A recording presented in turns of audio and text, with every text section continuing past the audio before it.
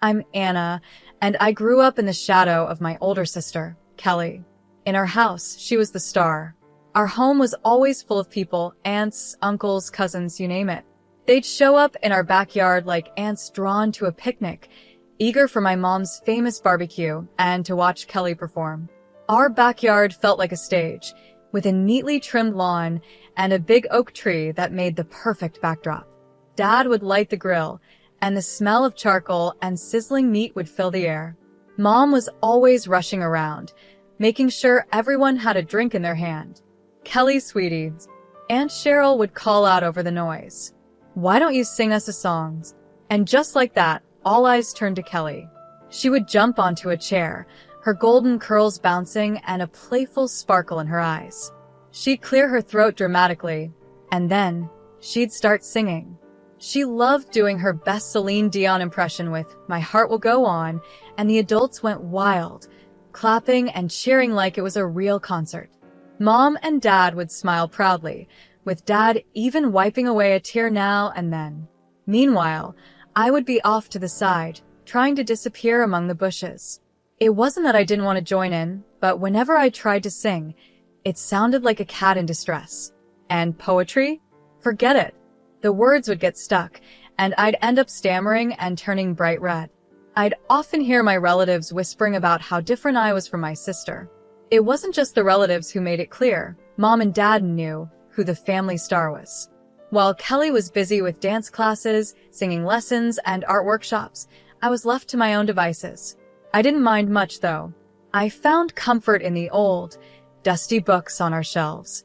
The only person who seemed to understand me was Great Aunt Teresa.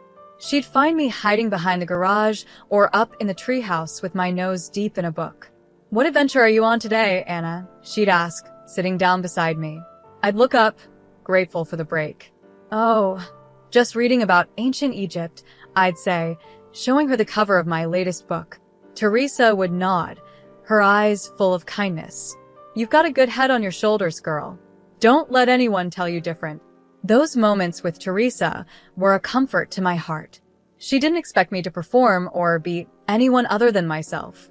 With her, I could just be Anna, the quiet girl who liked books more than the noise of family gatherings. But no matter how much I loved those moments, they didn't take away the hurt of being the forgotten child. Every time Kelly learned a new song or won another award, my parents would praise her and shower her with gifts, new clothes, the latest gadgets, you name it. And me? I got hand-me-downs and long sighs of disappointment. School became my escape. I wasn't the most popular kid, but I found my place in the classroom. I wasn't happy just sitting back and listening. I needed to understand everything. "Mrs. David," I'd ask after class, my voice calm but sure, "could you go over that part about mitosis again?" I didn't quite get it. She'd smile, clearly happy that I cared. "Of course, Anna. Let's go over it together." If a teacher didn't have time, I'd ask for book recommendations. Soon, my backpack was stuffed with extra reading material. I stayed up late, poring over those books, determined to get every subject right. All that effort paid off. By the time I got to high school, I was the top student in my class. For once, I was the best at something. I even made a few friends, other quiet book lovers who didn't mind my calm ways. As graduation got closer, our house became Kelly Central. Mom spent all her time helping her with her portfolio for a fancy college's advertising and PP program. "Oh, honey, this campaign idea is perfect," Mom would say, looking over Kelly's work. "You're so talented." I'd roll my eyes and go back to my room, burying myself in my studies. But one night, during yet another family dinner all about Kelly's college plans, I couldn't hold back anymore. "I'm going to college too," I blurted out. "I want to study management." The silence was heavy, and then, to my shock, they all burst into laughter. "Oh, sweetie," Mom said, wiping tears from her eyes. "We don't have money for that. You'll need to get a job after graduation. You're just not as gifted as your sister." It felt like a slap to the face. "But I'm the top student in my class," I said, my voice shaking. I stammered, my face burning with anger and embarrassment. "I get straight A's," I yelled, storming up to my room. I came back down with my report card and slammed it on the table. They all leaned in to look, their eyes widening in surprise. "Well, I'll be damned," Dad muttered, scratching his head. "When did this happen?" "It's been happening for years," I snapped. "Not that any of you ever noticed." Mom looked guilty, her face flushed.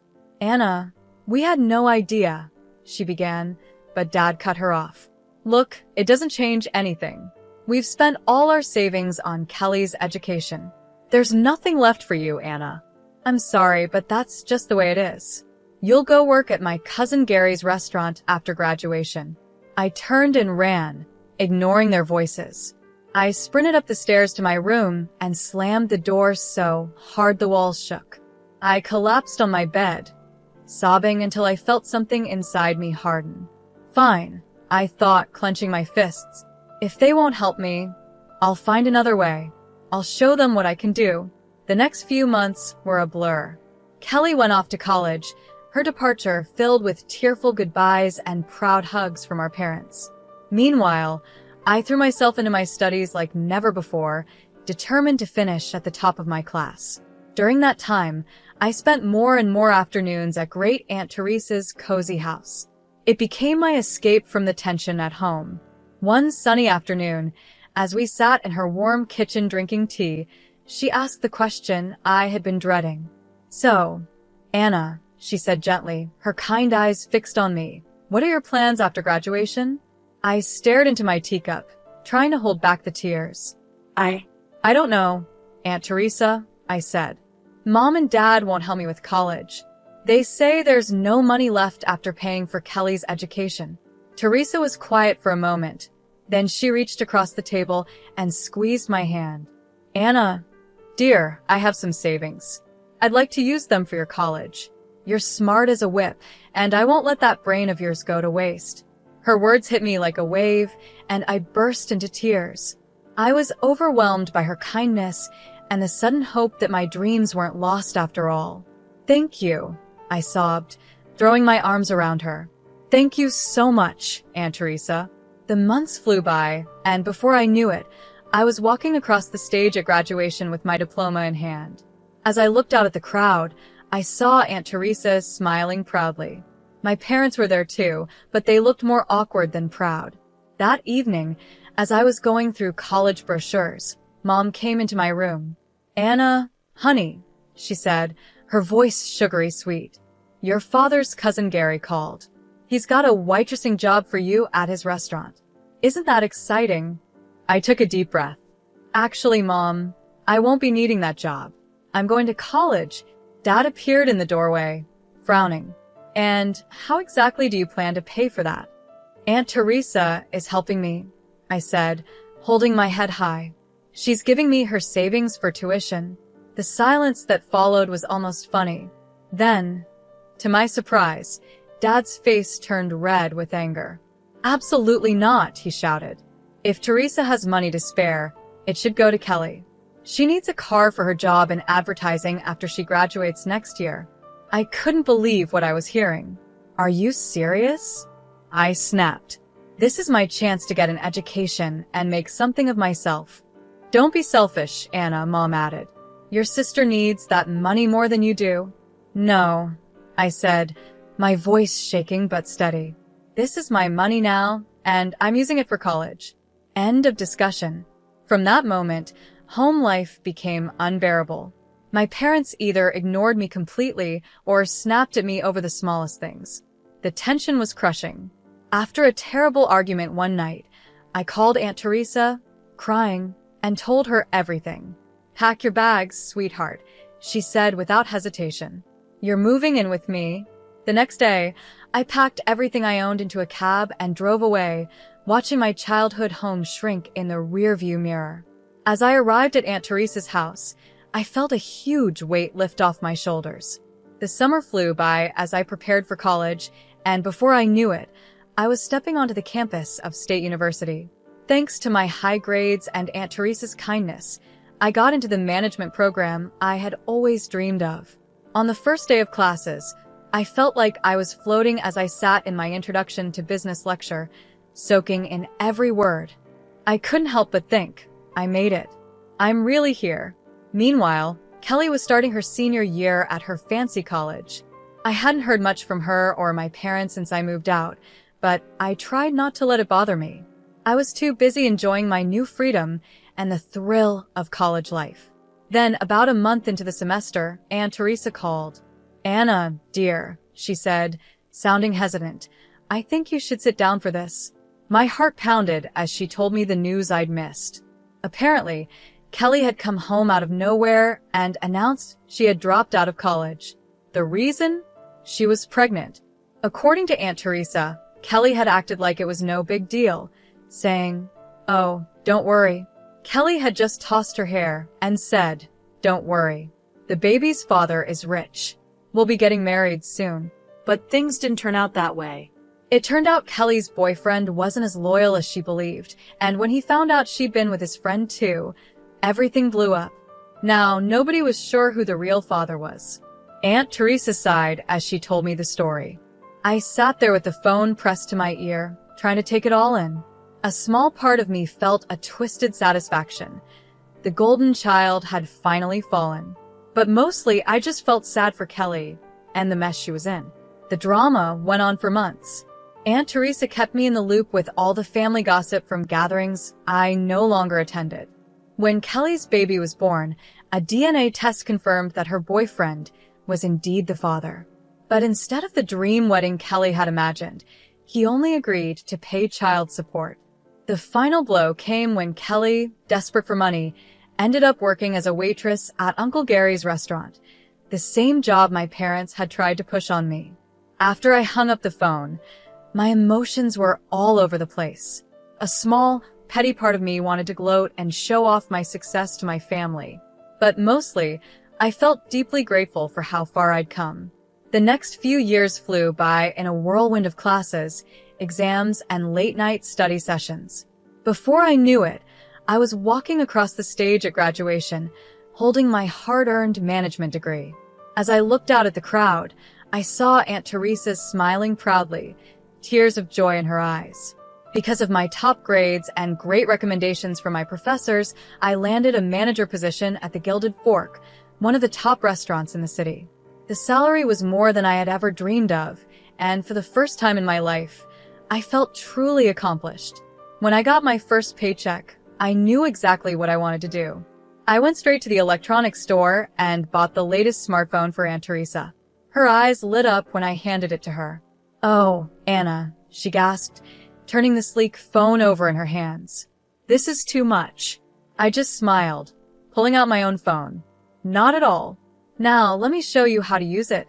Over the next few weeks, I taught Aunt Teresa everything about social media. She picked it up quickly, especially enjoying YouTube's video feature. Soon, her page was full of videos, her garden, her cat, and her famous apple pie in all its stages of preparation.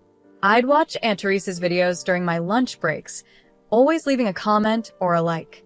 It became our way of staying connected, even when work kept me busy.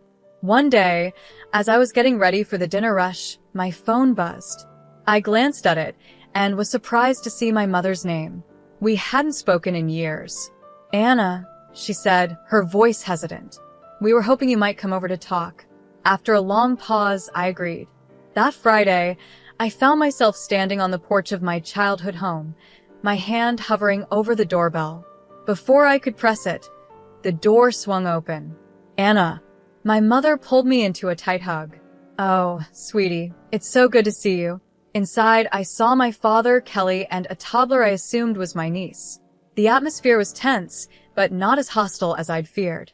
"You look good, kiddo," Dad said, his voice gruff but friendly. "We hear you're doing well for yourself." I nodded, still a bit cautious. "I am. I'm a manager at the Gilded Fork now." Their eyes widened when I mentioned the restaurant's name. Mom cleared her throat. That's wonderful, dear. Actually, that's part of why we wanted to talk to you." For the next hour, they apologized for how they had treated me, admitting they were wrong to dismiss my potential. Then they got to the real reason for the visit. "Anna," Mom said, glancing at Kelly, we were wondering if you could help Kelly get a job at your restaurant." I looked at my sister, who was bouncing her daughter on her knee. She wouldn't meet my eyes. "I'll see what I can do," I said finally. "No promises, but I'll ask." True to my word, I spoke to Mr. Brandon, the restaurant owner, about Kelly. To my surprise, he agreed to give her a chance as an administrator. Kelly started the following week. I kept an eye on her, half expecting her to mess up or cause problems, but she surprised me. She was punctual, efficient, and the customers loved her friendly attitude. As the weeks went by, I found myself easing up around her. We weren't best friends, but we developed a respectful working relationship. Just when I thought everything was settled, life threw another surprise my way, this time a good one. One day, Mr. Brandon called me into his office.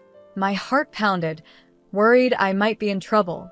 But instead, he smiled and said, "Anna, how would you like to help me expand the business?" Before I knew it, I was stepping into a new chapter. I was in charge of opening not one, but 4 new restaurants. My days were packed with staff meetings, menu tastings, and crunching numbers. It was exhausting, exciting, and everything I had ever wanted. The promotion came with a big raise, and suddenly I had more money than I knew what to do with. That's when the calls from my parents began. At first, it was small things. "The roof is leaking," Mom would say, hesitantly. "We were wondering if you might be able to help out a little." It felt surprisingly good to say yes, to fix their problems with a simple transfer of money. It started with the roof, then a new water heater, and soon enough, I was paying for a complete home renovation. As their financial situation improved, thanks to the allowance I was sending them each month, the family gatherings returned. But this time, it was different. "Have you heard about Anna's latest project?" Mom would proudly tell the relatives. "She's opening a new restaurant downtown. We're so proud of her."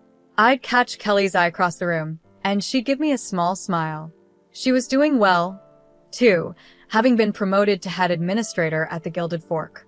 "My girls," Dad would say, putting an arm around each of us. Both of them making their old man proud. Part of me wanted to be bitter, to remind them of how they treated me before, but a bigger part of me just enjoyed their approval, something I had wanted for so long. As I drove home that night, a feeling of contentment washed over me. After all these years, I finally had what I'd always wanted, success in my career and the love and appreciation of my family. I was the golden child now, but more importantly, I was my own person, standing on my own 3 feet. It was a quiet Friday afternoon when everything came crashing down. I was scrolling through YouTube, sipping my coffee, when I saw that Aunt Teresa had posted a new video. It was from one of the family parties I'd missed because of work. Smiling, I clicked play, expecting to see the usual fun and laughter. But instead, what I saw made my blood run cold. There, clear as day, were my parents, their faces red from drinking and self-importance. Mom was waving her hands around, her voice slurred but unmistakable. "And Anna, that ungrateful little freeloader," she said. "She barely gives us anything. We're not made of money, you know." Dad joined in, his face flushed. "That's right. We're doing just fine. Thanks to our Kelly. She's the one keeping that fancy restaurant running. Anna just rides on her coattails."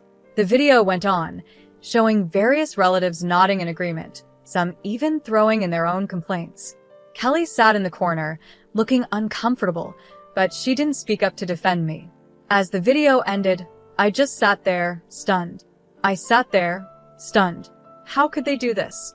After everything I had done for them, after all the money I had given them, how could they say such terrible, false things? My hands were shaking as I scrolled down to the comments. There I saw a series of messages from my parents. "Teresa, delete this video right now. You had no right to post this. Take it down immediately." But Aunt Teresa's reply brought me to tears. "I don't know how to delete videos," she wrote, "and even if I did, I wouldn't. It's time everyone saw the truth about how you treat Anna. She's the one supporting you, and this is how you repay her kindness. Shame on you both." I sat there for what felt like hours, watching the video over and over, reading the comments again and again. The betrayal cut deep, reopening old wounds I thought had healed. Finally, I picked up my phone and called Aunt Teresa. "Oh, Anna, dear," she said as she answered, her voice full of sympathy. "I guess you've seen the video." "Yeah, I choked out, my voice raw from crying. I can't believe it, Aunt Teresa. How could they? I could hear the anger in her voice. They've always been like this, Anna. You just weren't around to see it. I'm so sorry you had to find out this way, but maybe it's for the best. You deserve to know the truth. We talked for hours, with Aunt Teresa comforting me as I moved through shock, anger, and sadness. As night fell, I made a decision. I'm cutting them off, I said, my voice steady despite the pain. No more money, no more help. They made their choices. Now they can deal with the consequences. The days after the video were some of the hardest in my life. My phone buzzed constantly with calls and texts from my parents, but I couldn't bring myself to answer. Their cruel, false words kept playing in my head. After a week of silence, I finally sent them a brief text. I've seen the video. I know how you really feel. Don't contact me again. The money stops now. Their replies came flooding in right away. At first, they were apologetic. Anna, sweetie, we're so sorry. We didn't mean any of it. Please forgive us. But as I kept my silence, their tone changed. We're your parents. You owe us. Each message felt like another stab, but I stayed strong. I had given them chance after chance, and they had only hurt me. It was time to end the cycle. Surprisingly, Kelly stayed out of it. At work, she continued to be the perfect employee, efficient and professional. If she was upset about losing our parents' financial support, she didn't show it. Our interactions remained polite but distant. I'm not taking sides, Kelly told me one day after a staff meeting. It's between you and them. I nodded, appreciating that she was staying neutral, even though part of me wished she would stand up for me. But I understood. She had her own child to worry about now. As weeks turned into months, I found myself relying heavily on Aunt Teresa. Our Friday video calls became the highlight of my week. She would tell me stories about her garden or her latest baking adventures, giving me a much-needed break from the chaos my life had become. You're doing the right thing, Anna, she'd say whenever I started to doubt myself. Don't let them manipulate you anymore. To my surprise, other relatives started reaching out too. My cousin Cynthia, who had always been kind to me at family gatherings, sent a heartfelt email. I saw the video, she wrote. I want you to know I think you're amazing, Anna. What you've achieved, how you've helped everyone. You're an inspiration. Don't let anyone tell you otherwise. Uncle Frank, Dad's brother, called me out of the blue. Kid, I've watched you grow up into an incredible woman. Your parents are fools if they can't see how special you are. You've got family in your corner. Remember that. These words of support felt like healing for my wounded heart. I realized that while I might have lost my parents, I had gained a family who valued me for who I truly was. As the year came to an end, Mr. Brandon called me into his office. I went in, nervous, worried that the family drama might have affected my work. But instead, he greeted me with a big smile.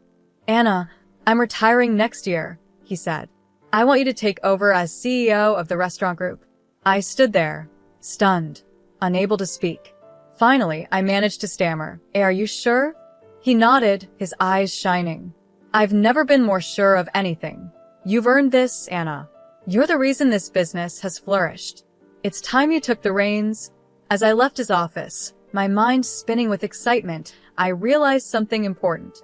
The little girl who had once been ignored and underestimated had grown into a woman who exceeded everyone's expectations, including her own.